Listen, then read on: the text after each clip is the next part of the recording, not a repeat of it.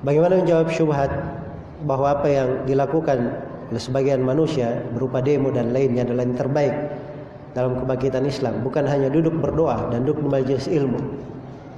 Nah, ini cara berpikir yang keliru. Cara berpikir yang keliru menunjukkan kejahilan dan tidak berpijak di atas ilmu. Kalau dia berpijak di atas ilmu, kejayaan itu bukan dengan teriak-teriak di jalan, bukan dengan apa? Melakukan demonstrasi.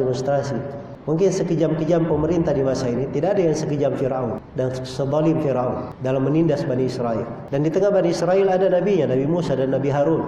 Dan tidak ada dalam sepotong ayat pun, dalam sepotong riwayat pun, Nabi Musa dan Nabi Harun memimpin Bani Israel untuk mendemo Firaun. Itu tidak ada ceritanya. Yang ada mereka cuma diperintah bersabar oleh Nabi Musa alaihissalam.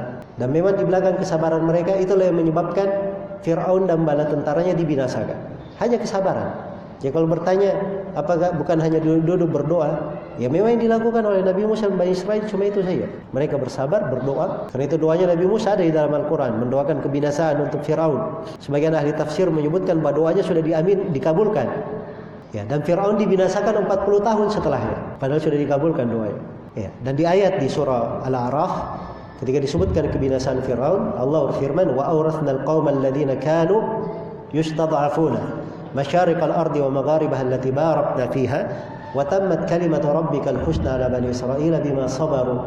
Dan kami wariskan kaum yang tadinya mereka tertindas di atas muka bumi. Kami wariskan kepada mereka bumi yang diberkahi dari timur dan baratnya, yaitu Baitul Maqdis. Dan telah sempurna kalimat Rabbmu yang maha indah untuk Bani Israel karena kesabaran mereka. Jadi hanya disebut satu dari amalan mereka, karena memiliki apa? Bersabar. Karena itu tidak ada sekarang solusi ya untuk umatnya terhadap saudaranya yang misalnya tertindas, kecuali mendoakan, memberinya bantuan secara ma'nawi dan secara materi. Ma'nawi dia menghiburnya, mendukungnya dari keimanan dan sebagainya. Secara materi menyampaikan materi apa yang bisa disampaikan untuk membantu. Dan doa itu jangan diremehkan. Doa jangan diremehkan. Sebab dia dari pokok ibadah. Itu dikhususkan satu surah khusus dalam Al-Quran, surah Al-Anbiya. Sebutkan bagaimana para nabi itu. Dan ditonjolkan bagaimana doa-doa mereka. Ditonjolkan di dalam surah itu. Ini agar supaya kita pelajari bahwa doa itu punya pengaruh yang penting sekali. Jadi kalau punya fikih dalam agama itu solusinya, bukan dengan melakukan hal-hal yang di luar dari syariat.